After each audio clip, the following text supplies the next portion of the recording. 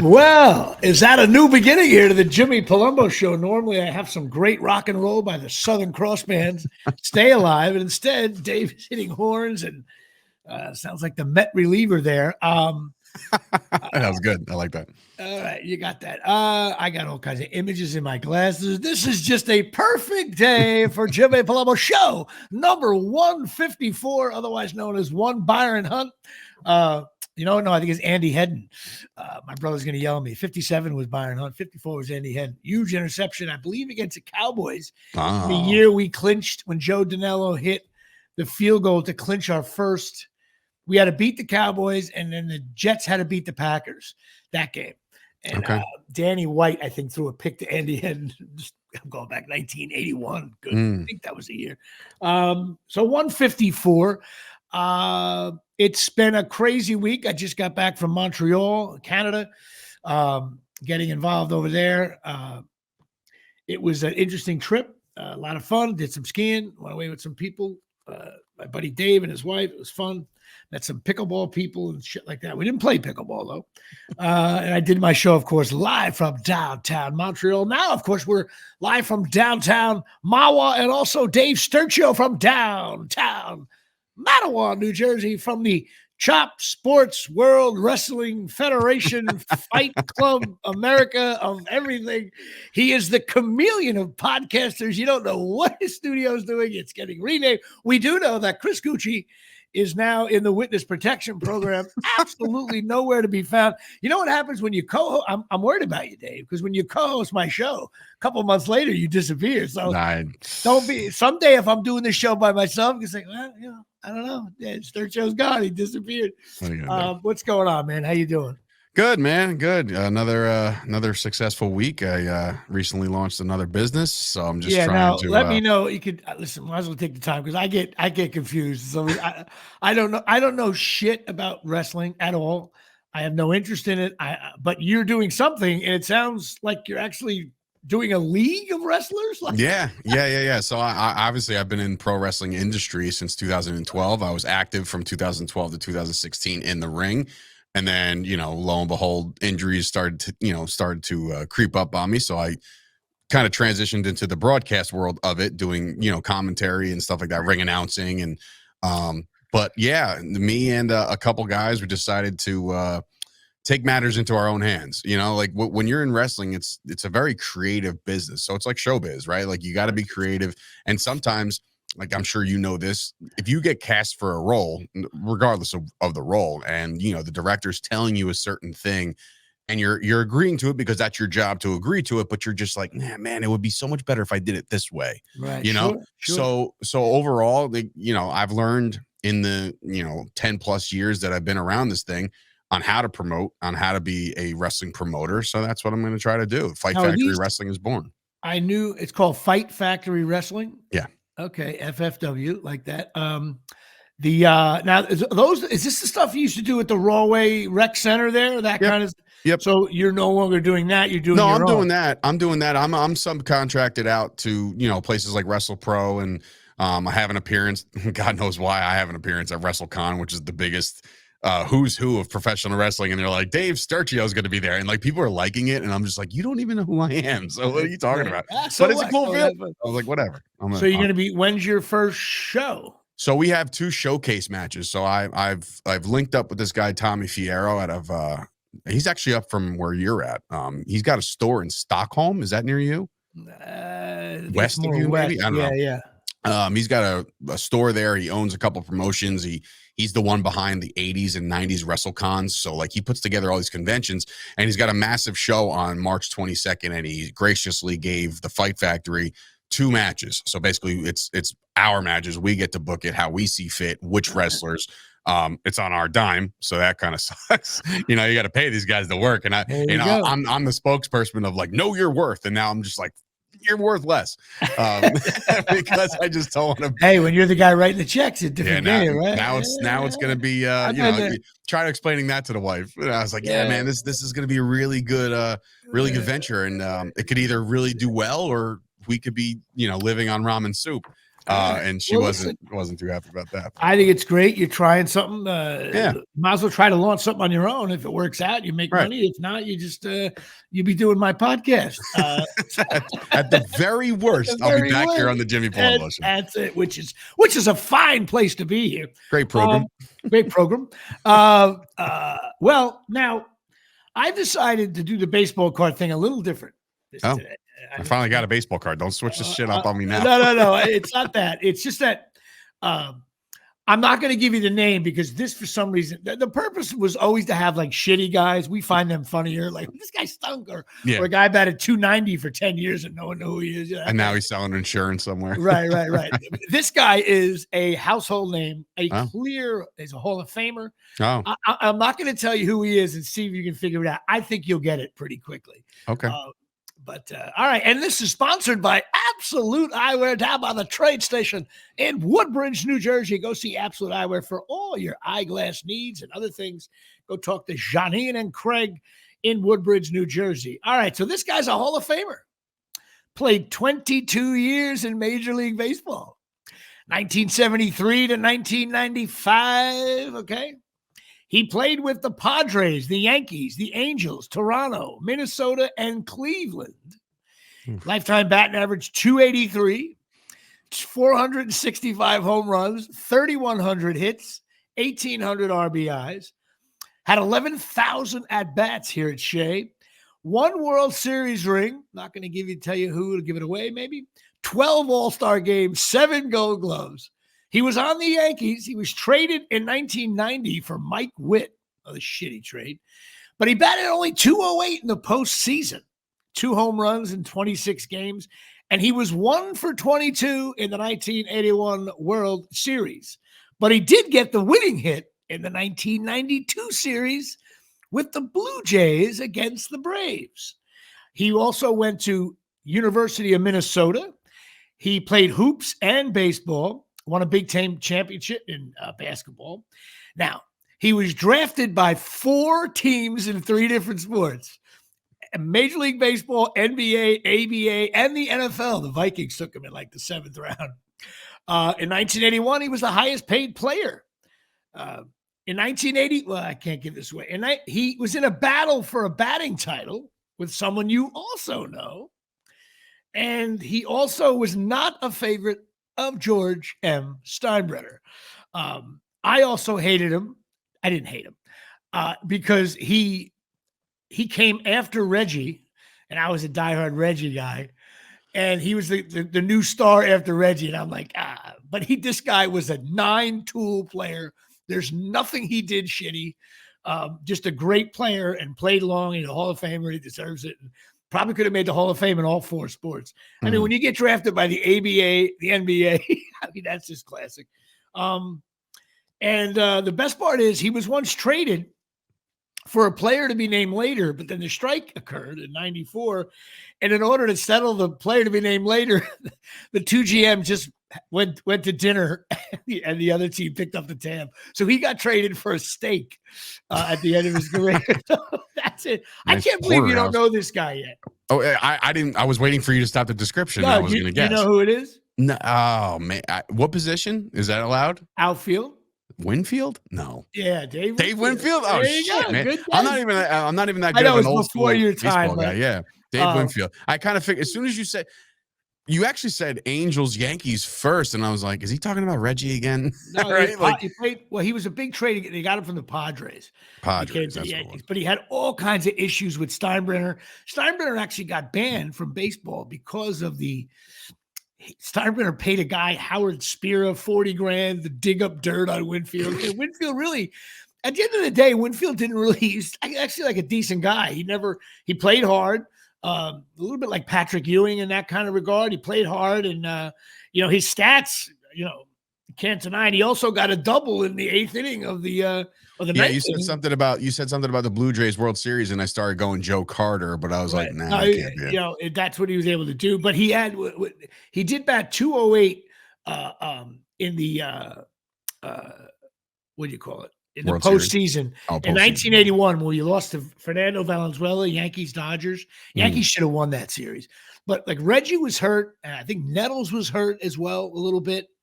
And Winfield just went 1 for 22. And in Steinbrenner's world, Way to pick up the slack, Dave. if you're the highest paid player in baseball and you go 1 for 22 in the World Series and your team loses, welcome to the show.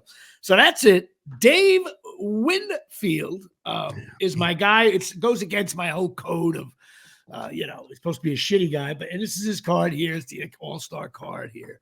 And this is his 1980. Oh, I have a Willie Randolph card just like that. Yeah. So he played with Willie. All so right. That's it. Who do you got? Well, on the shittier side of things, as far as baseball players are concerned, I too have drawn a Yankee. But it's an older Yankee. Started with the A's back in 1974.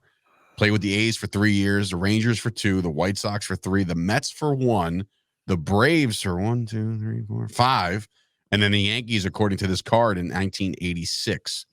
Fun fact about this guy, as sometimes the cards decide to give fun facts. Him and his wife have 3 children. That's the fun fact. That is it. He's 74. They were good. They were good in the A's. He's a 278 hitter, according to this card. I don't know how many more years he played.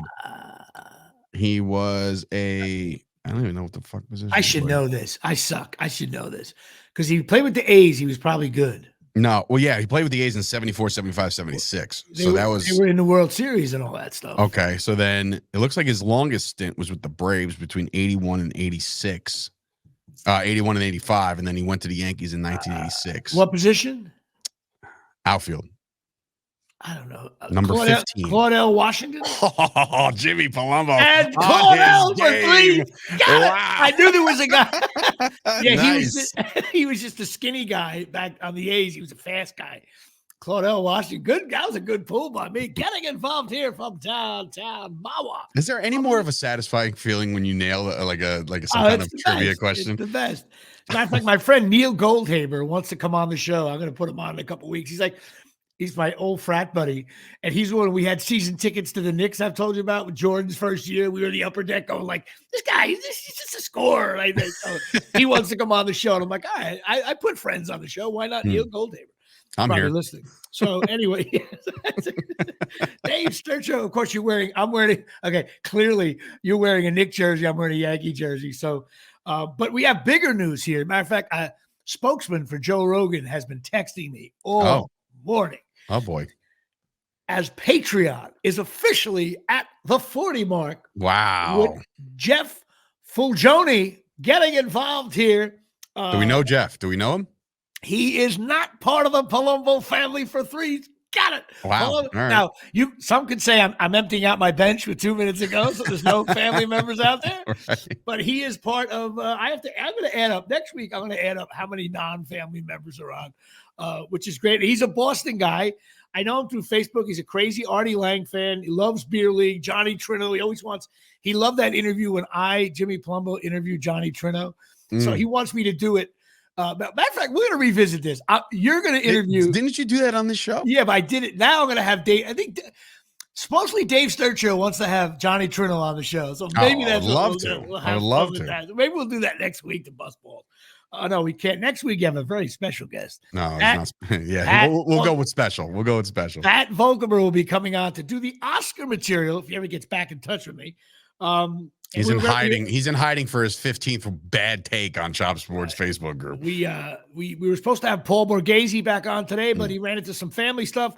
He just couldn't get there in time. I said, no problem. I'll have you on soon enough. He's got a bunch of more stories that we didn't get to last time, so he'll be back on. Hope everything's going okay for you there, Paul. But so Jeff Fulgioni, no, I'm getting it wrong. It's not Fulgioni. It's Fulgioni.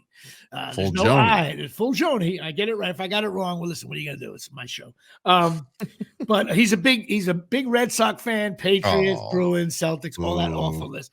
But he says he's a closet Thurman Munson fan, so I got to kick out of that. And he loves Artie Lang, and he joined the Patreon, so I had to give him a big shout out. He wanted to be Gale Sayers at number 40, which those of you scoring at home or anybody who's near death would remember Gale Sayers, number 40. On the Bill Bates. You're going to go with Bill Bates. Okay. Well, that's it. So Patreon news, getting involved here from the Omni. Well, listen, bottom line is I got to 40 on the Patreon.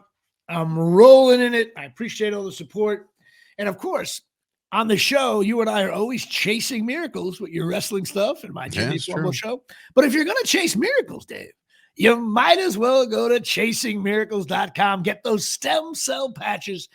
It's the shit your body needs. Trust me, I wear them every day. I've been feeling pretty good at myself. I lost about 11 pounds here from the Omni.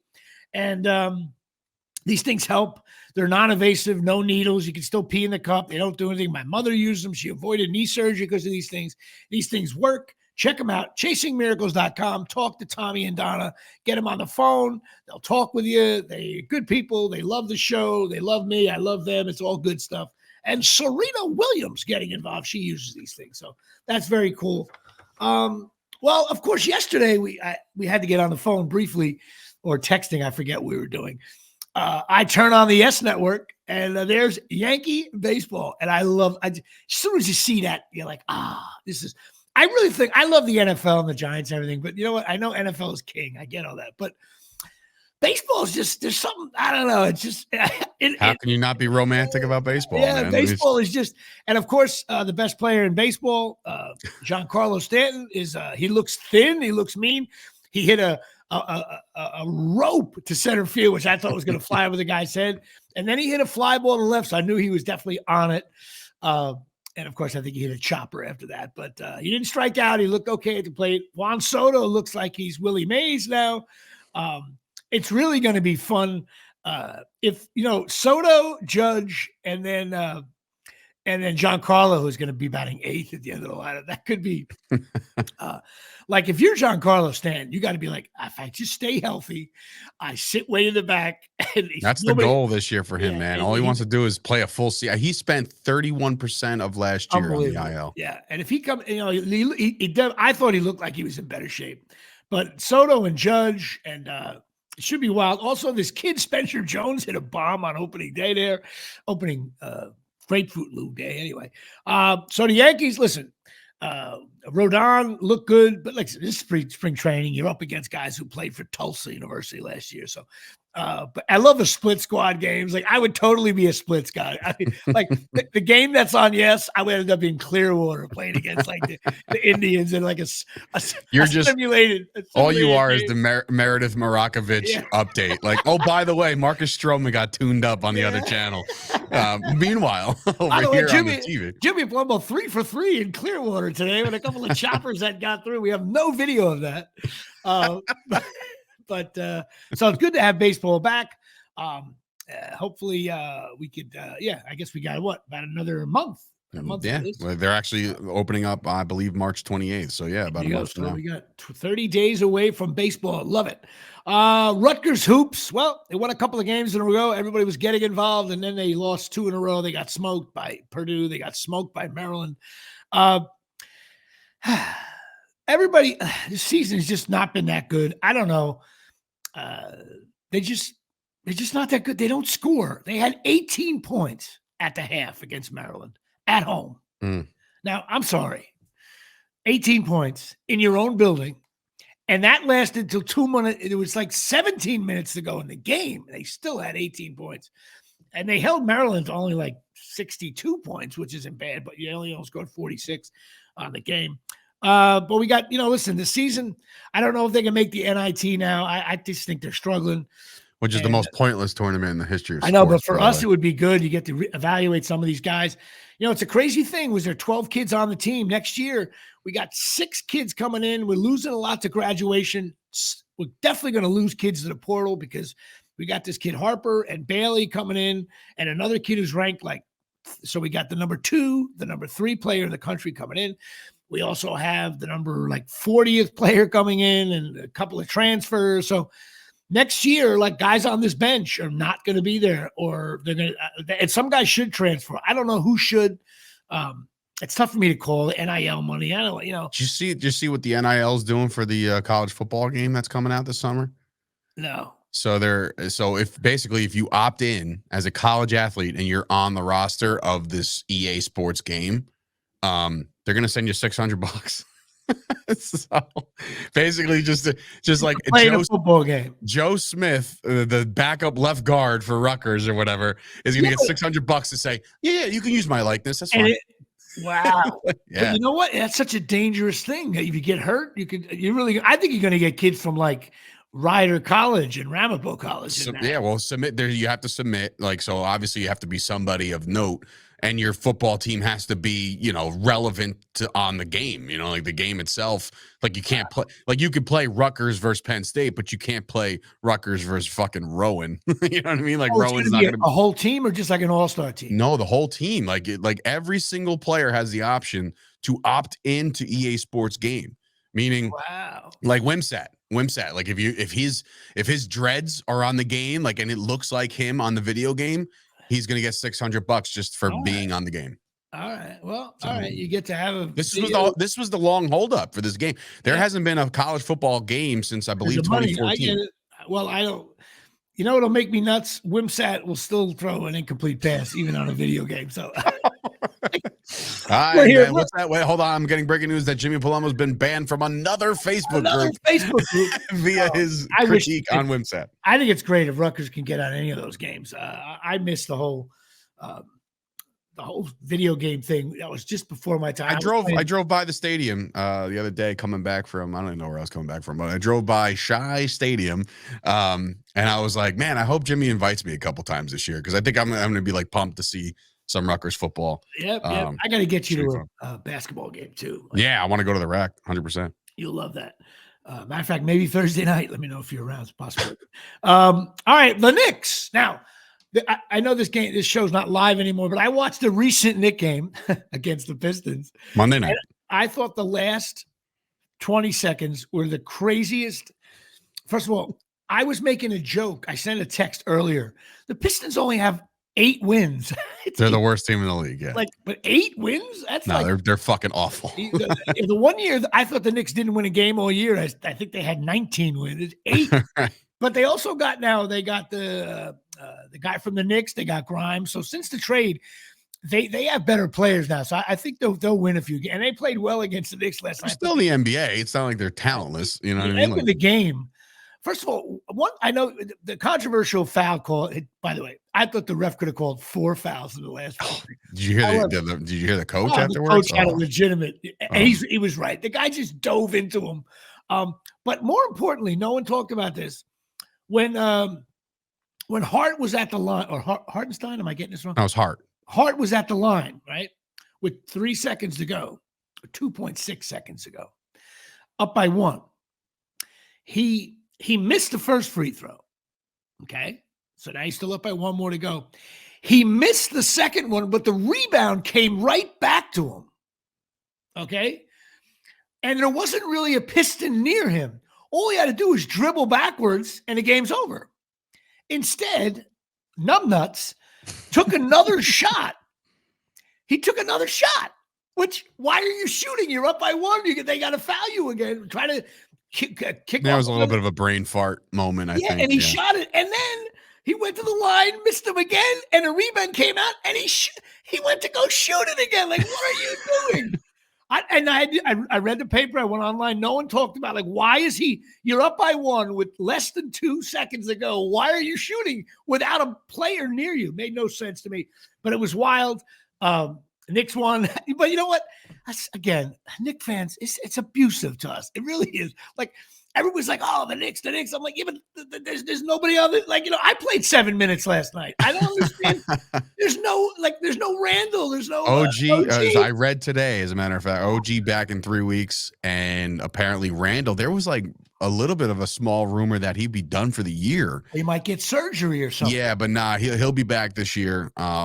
Dude. Look, everybody's saying that if this Knicks team gets healthy and gel at the right time, that it's like conference championship or bust for this team. Honestly, well, I think they're going to lose. I think they're going to lose a lot of games. I think they're going to be a low seed. I mean, a high, low. Right now I believe they're still in 4th. So it's you know, without those 2 players, I think they're going to end They've up. been weathering it. I mean, I know they lost a couple games down the stretch right before the All-Star break, but See what the Celtics did to them. It was embarrassing. the Celtics are the best team in the East. I mean, I know, but we don't even have our guys, so it's like, well, how can we stack up? It was like, yeah. So I think we're gonna drop. But then the guy's got to come back, and then Randall's bad shoulder going into the lane, getting hammered. It's like, frustrating. We finally got this cool roster together, and then no one's there. And Bogdanovich, whatever his name is, he looks like he's 140 years old. He looks like me out there running around playing softball, for Christ's sake. Anyway, that's the Knicks. Montreal was great. Had a good time. Speaking the French, bonjour. All that stuff. We skied at Mont Tremblant, getting about. I even bought a little coffee mug, courtesy of Montreal. It was my skiing days are. You're in one piece. You're in one piece. So I figured you did all right. I am definitely at the end. I look a little bit like Mays in '73 now. It's that'll do it here. I can still ski, but you know what? My foot was hurting. My back was hurting. All I wanted to do was go to the bar and look up at the beautiful mountain and drink. I was like, I played a guitar. It's like lift tickets are $150, and I did like 3 runs. That's $50 a run. Like I'm at Great Adventure or something like that. But is it really $150? I think it was 130. Some places are more. 180. Wait, just to get lifted up there? Lift tickets. Yeah, lift tickets. Now, once you come back down, do you have to pay again? No, it's for the day. Oh, but still, I know, just fucking walk.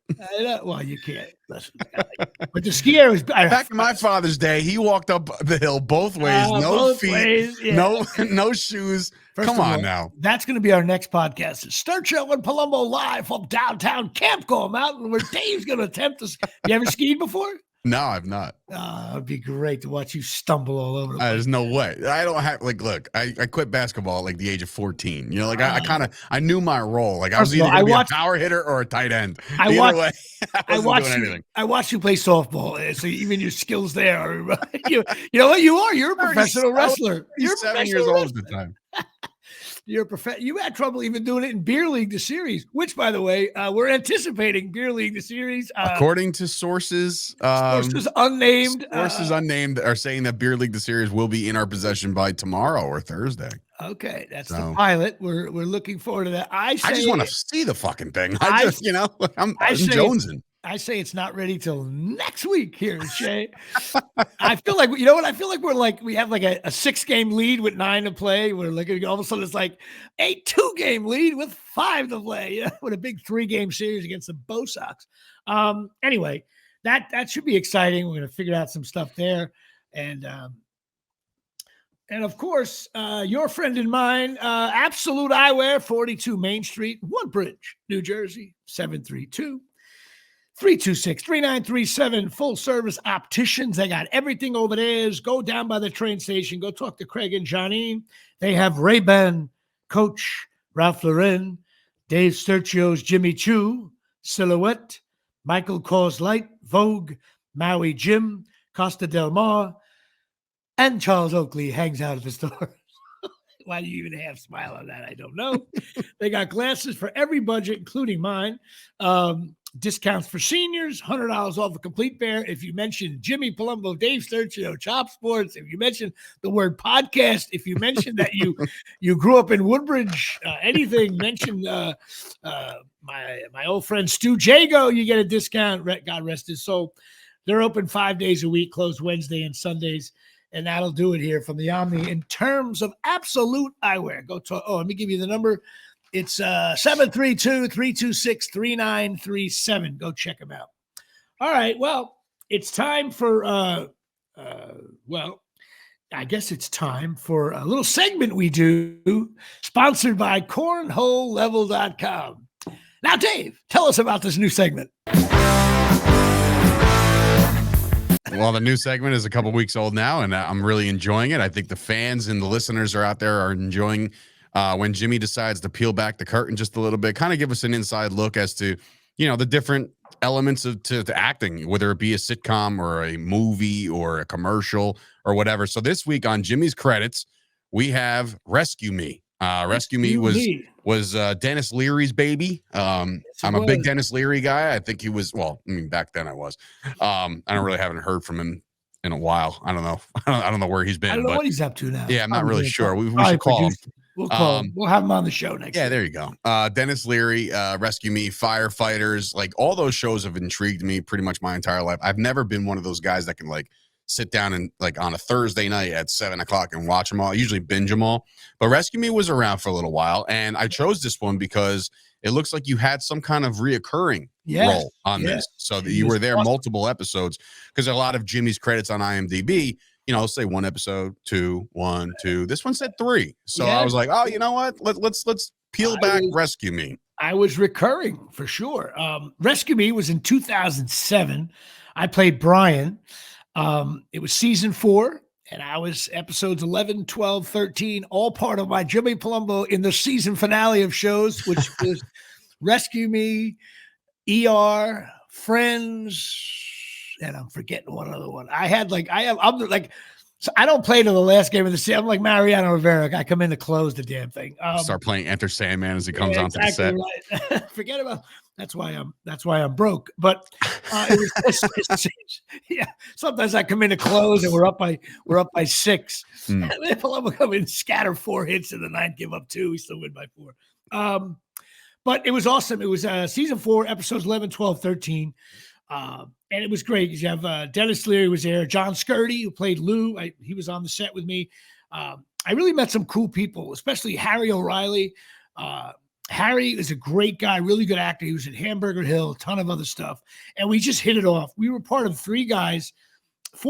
It was me, Harry O'Reilly, this actor Don Spark, who was a classic old character actor.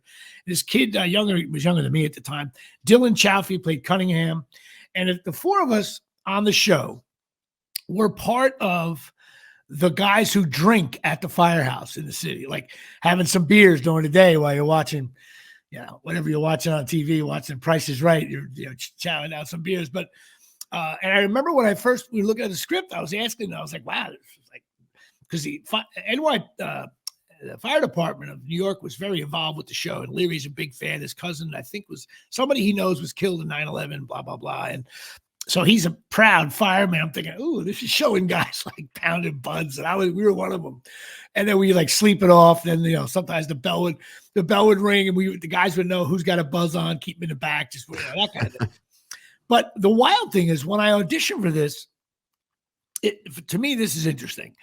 So I was in the process of buying a wedding ring for my then wife, and I had to go with my sister down to Woodbridge, and next thing you know, I got the call that I had to go back into the city for another audition at like 1:00. Then I had to come back and pick out the ring in Woodbridge. Then I pick it out. Did you go to Jewelry Exchange? Yeah, right by Woodbridge Center. Yeah. Oh, yeah. My sister knows a guy in there, and we picked out a nice ring. Then I had to drive back to the city with the ring in my backpack. Okay. I go to the audition, and I'm convinced I was right for the role. I was in it, and I had auditioned for Rescue Me. I auditioned for the original pilot, so I think I got a call back there too. So I was like kind of one of those things. You're like, oh, it's a hit show. I could have had a shot. Could have been a contender. Instead, I hit a chopper to third. The guy checked the stitch, fired across the diamond, won away. Double collect. Palumbo not running hard. So the kind of busted out of the box, Jimmy. Come on, you know that. Come on. So I have the ring in my bag, and like the lady was like, "Oh, Jimmy, you can leave your stuff out here." And I'm like, No.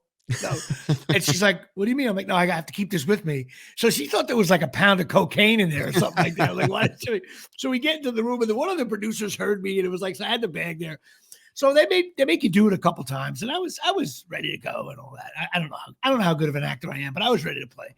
And all of a sudden they were like, "Oh, kidding around, what's going on?" And all of a sudden it was like, I said, "You know what?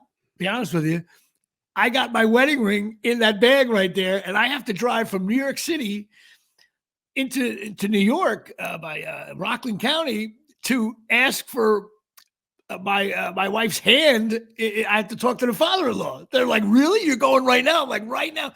Vicious rainstorm. I barely knew how to get to the house. And they were like, oh, I'm convinced they were like, you know what? Let's just give this guy the role. He's going to get married. Let's give him a shot. So, of course, I left there and, did all that stuff. But so when we got to the set, man, it was like the first day on the set. Now, maybe I'm boring people to death, but I was in a big time sketch show live on tape, which we will cover. I don't think we did live on tape. We have not. We're going to do I have the entire thing, though. We're going to do that. But the director of it, this NBC thing, was this guy named John Fortenberry. Big time, look him up. Big time TV director. He's done it all. He was directing the first show, and I'm thinking, like, oh, what a comfort level! Like, this guy just worked with me on a major NBC show. Now I'm gonna come in. I'll just hit a quick 3 and sit to the bench, And the first 2 hours, he wasn't all that friendly to me. I'm like, bro, like we're boys now. You know what I mean? And then eventually I started busting his balls. But it was really good to work with him again because he's a really, really good director. And there was something that happened on the set. We're there, and I was just getting to know this guy, Harry O'Reilly. And we're sitting there, and we had to do a scene. And I find this story. I think I might have told this story on the show, but I really got to set this up. So we're in this locker room, and Harry's character has to say to Dennis Leary, like, Jesus Christ, man, why are we, right? That was the line. So Harry wouldn't say Jesus Christ. He would go like, come on, man, right? So one take, hey, come on, man. Like, it was like, he didn't, right? I didn't notice. I didn't catch it. I didn't look at his lines. I was just waiting for my cue for my lines. And finally they yell cut, and the script supervisor, whose job is to make sure every line is recorded that is written for the show, she's like, Harry, it's that beginning of that line, it's Jesus Christ. And he's like, yeah. And he got a little weird over it. I'm like, is he super religious? Well, so then we do it again. And he does this, like, instead of going, he went like, he did like a little like that. So I'm like, looking at it, I'm thinking, God, the lady just told, in my head now, I'm like, the lady, as an actor, I'm like, I wanted to tap him on the back, like, dude, the lady just said it's Jesus Christ. So say Jesus Christ, right? So all of a sudden, he literally went out, like, they're moving cameras around. And finally, Leary's like, dude, you got to say Jesus Christ. And so this guy, Harry, who I love to death, and he's going to hate me for this, but he goes, you know what, man? It's like, my family, we curse all the time, but like, it's Irish Catholic, and my mother's still alive, and saying the Lord's name in vain. And I'm thinking that Dennis Leary is going to go like, all right, just say, like, do it as you've been doing it. Not Dennis Leary. Dennis Leary goes, really? Okay, listen, I demand that you say Jesus Christ. And he wasn't like, he got all producer on him. And Harry's like, come on. And they knew each other, which made it even funnier. And I'm like, all of a sudden I was like, oh. And he's like, because no, I want you to say it's important to the character, important to this show that you say Jesus Christ. And Harry was like getting a little pissed. You know what I mean? So, how do you even contest it? How do you contest that? Well, he didn't want to. He didn't want to say. I understand that, but it's Dennis fucking Leary. Like, I know. Well, you can. So with that, the next take, he did a soft Jesus Christ. I mean, it was like he definitely got it out though. He went like, Jesus Christ, man. And then he got louder right away. So as soon as we get done, they go. Dennis Leary's like, I want that take. Dennis Leary's like, yeah, that's the take we're gonna use. And Harry was like, because he thought he did it better than the other takes. And Dennis Leary smiles and goes, celluloid hero, from now to the end of time, I got you saying. He did it to bust his balls. And Harry just went like, my mother's going to watch this. You know what I mean? So we were laughing. I would have shit myself if Dennis Leary. So that was a lot of fun. And then one thing about Rescue Me, all the props were real. Now, I'm not exactly, a strong fella, but they strapped you up with the real gear. Those really, that big pole that they use to knock stuff down, that thing is heavy. Mm-hmm. Like oxygen tanks. Everything was 100% NYFD. And I remember going like, damn. But every time you were in a truck, we had to do a scene where we had to get on and off the truck a bunch of times. Let me tell you something.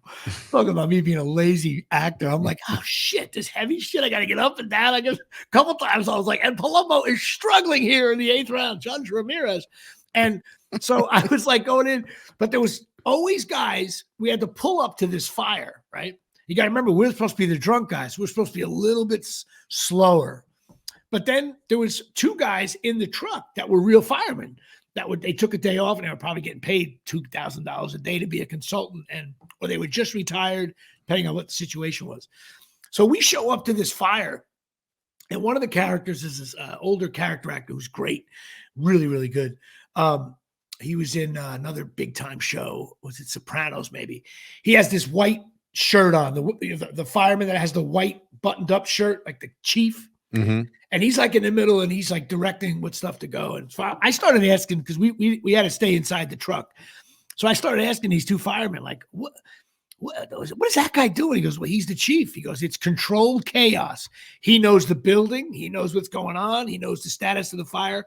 And he initially sends guys in. So certain guys go running in the building. And this building really looked cool. It had smoke coming out of it. It looked like, oh, shit, I didn't want to go in there as an actor.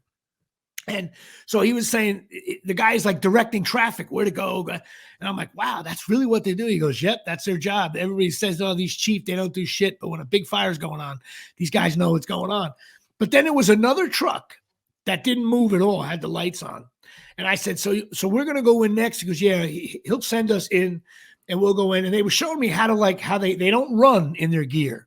They do like this little trot thing, like, because if you run, you could fall. And if you fall, you could cost somebody their lives because you fell on your face. But you don't walk either. It's like this little like trot. And the guy was literally showing me, like, I was like, as long as I'm not running, I'm good to go.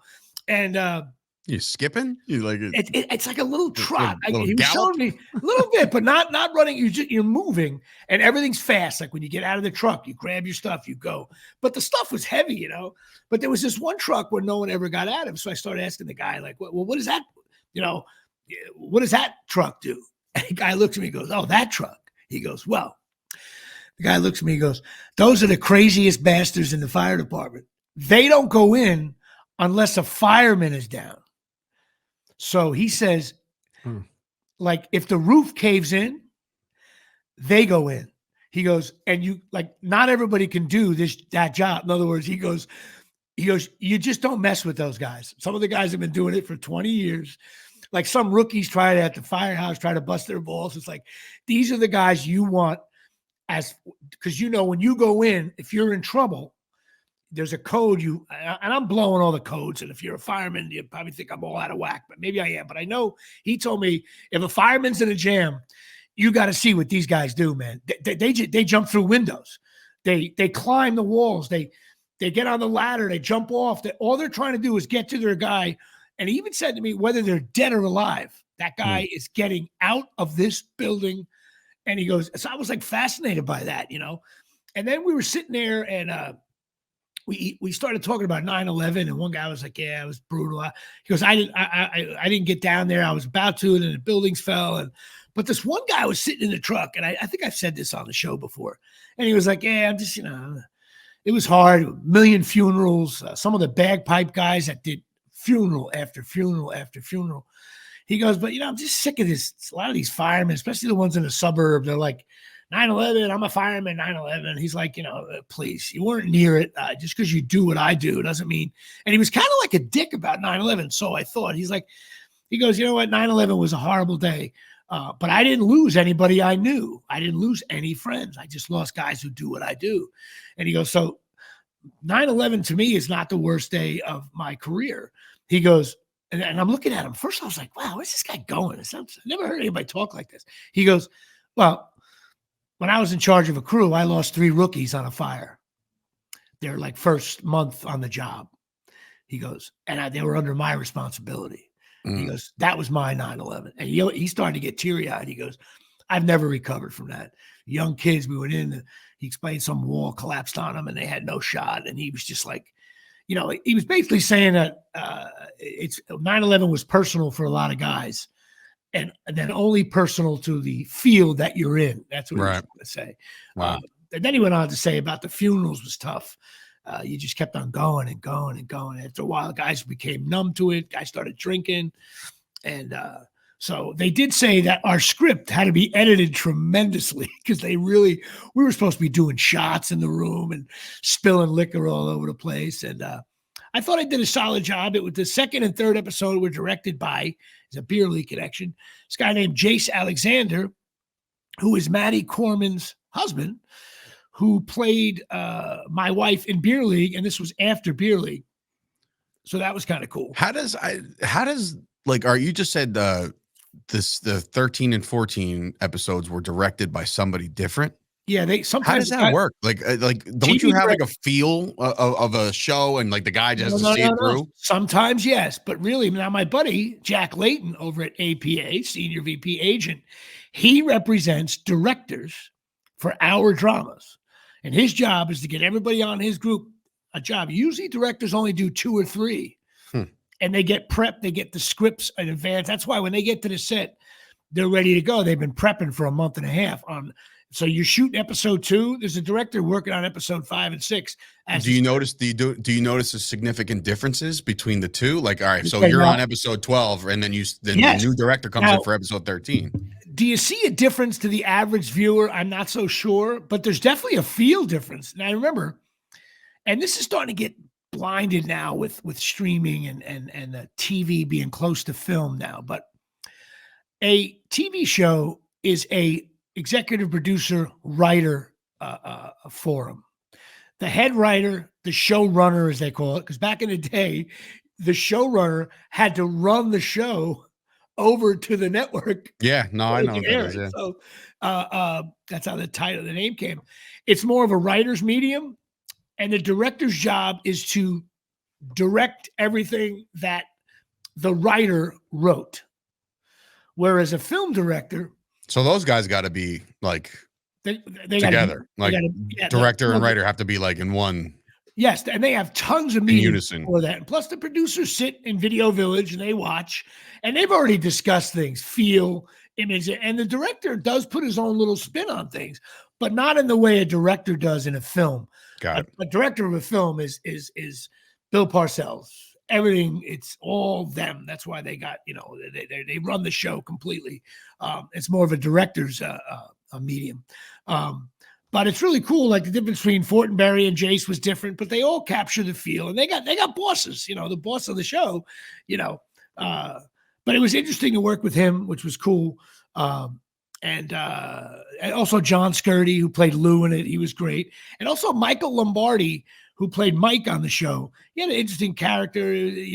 Sometimes he was gay there, and he had a tough role to pull off. I just thought it was a very cool thing. The producers, Tom Saletti and Jim Serpigo, were really nice to me. Matter of fact, I have one of their phone numbers. Every now and then I'll text something if I see their name in casting. I always look for a shot there. But another thing that was cool about Rescue Me for me, and again, I was just a character actor. I had decent little scenes though, for sure. It's up on my website, I think. Yeah, I watched them right before this. One thing I was totally, and I'm going to link this to Beer League, the series, and you actually. Dennis Leary was very involved in this show. In other words, he was one of the executive producers, and like if he didn't like the way things were going, he would say something and go up and say to the director, "Hey, can we do it this way?" And even if it was a line like the Jesus Christ line, and in other words, he was actively involved. If someone came up with a funny way to do it, he would. And I said to myself, you know what? When let's face it, the name of the show could have been the Dennis Leary Show, and when your name, I heard a buddy of mine did a couple episodes of Seinfeld. And he said Jerry Seinfeld was very involved. He was at every casting session with Larry David. Larry David was very involved in Curb.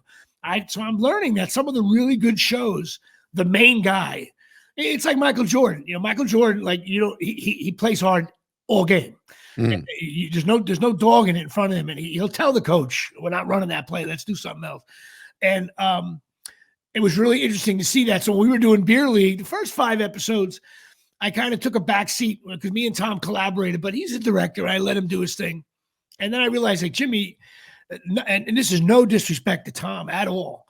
I had to get involved. And that's why I knew when you first started shooting, some of you, I don't want to reveal plot stuff, but when we first shot, you were doing it a certain way. And I was like, I got to tell Dave, I got to say something, because whether Tom didn't want to say anything to you, I was like, no, I'm going to tell David. My line was something like, "Dude, you're like a real asshole in this thing." And like you were being kind of like, not like, did I say something like when someone mocks out the Cowboys 4 hours after a loss, like you're not a good person. Like you're a little creepy. You're a little bit of an asshole. You're a little pissed off. And I wanted, because I knew you could do it. It's just a matter of you were doing it a little bit softer, and I wanted it more more of a jerk. And but I even if we shoot more of these beer league things, I'm going to be more involved. Only because if I see something I don't like, it's my thing. So Right. no, you got to do it the way you want to do it. You got to do it the way you want to do it. So I was very impressed by him. And by the way, Dennis Leary, some of his books are great.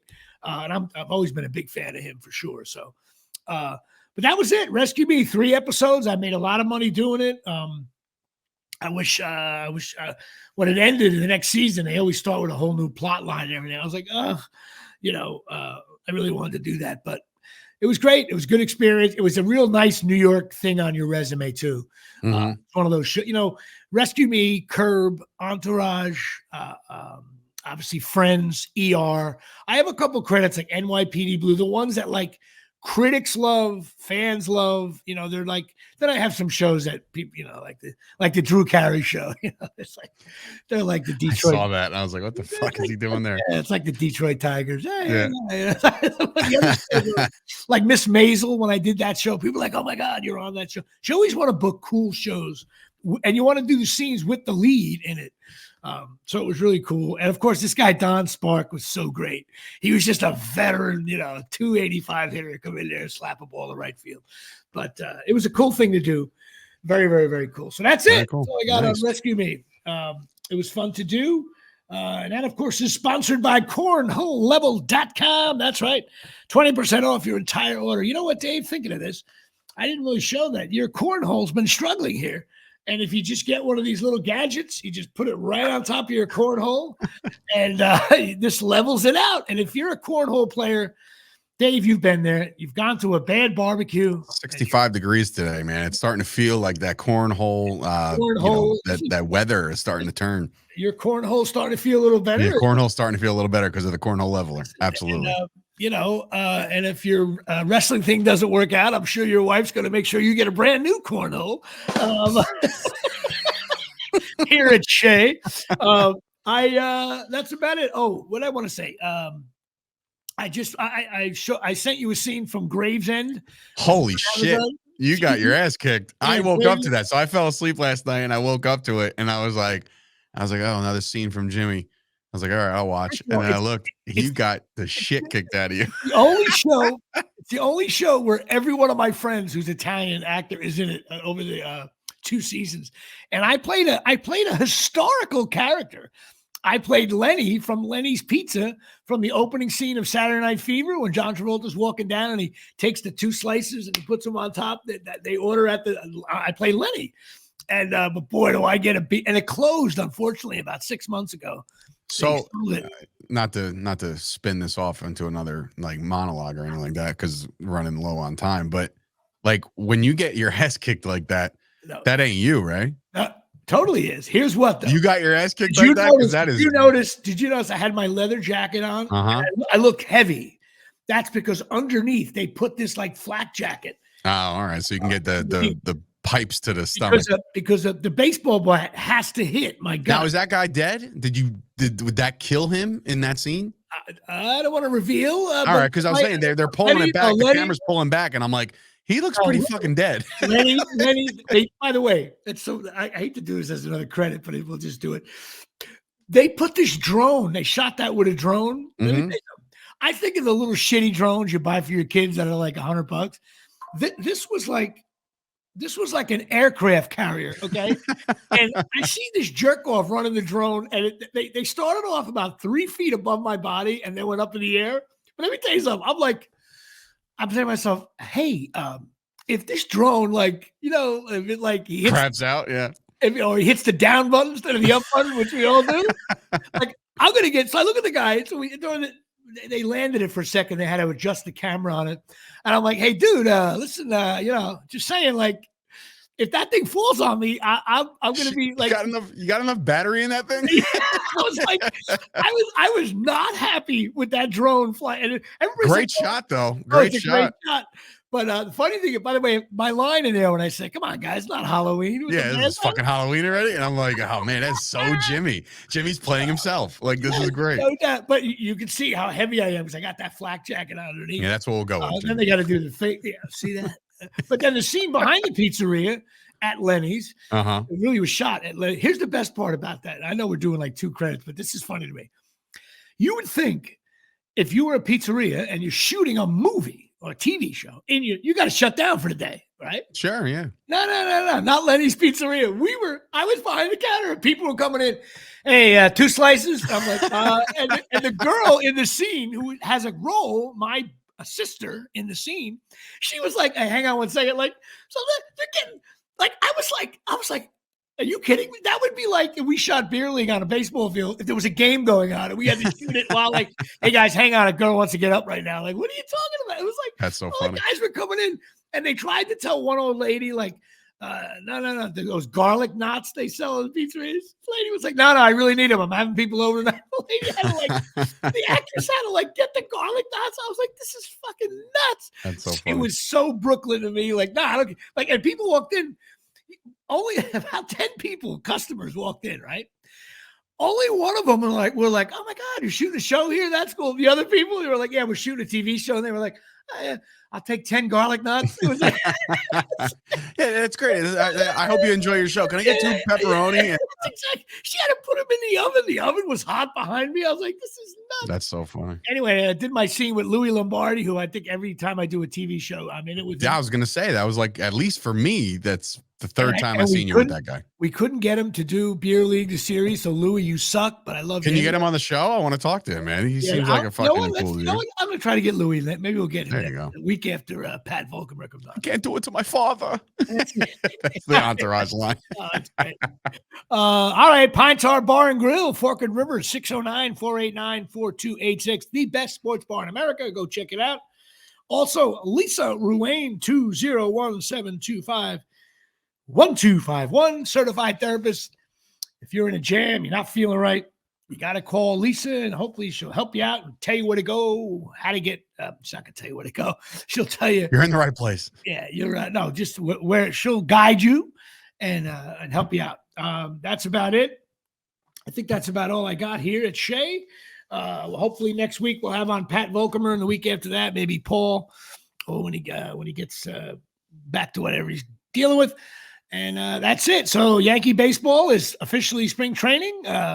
The Knicks want to talk it over, and it's all about Colonial Penn checks coming in, so I can pay for all this. Good night, everybody. Good night, everybody. We'll see you.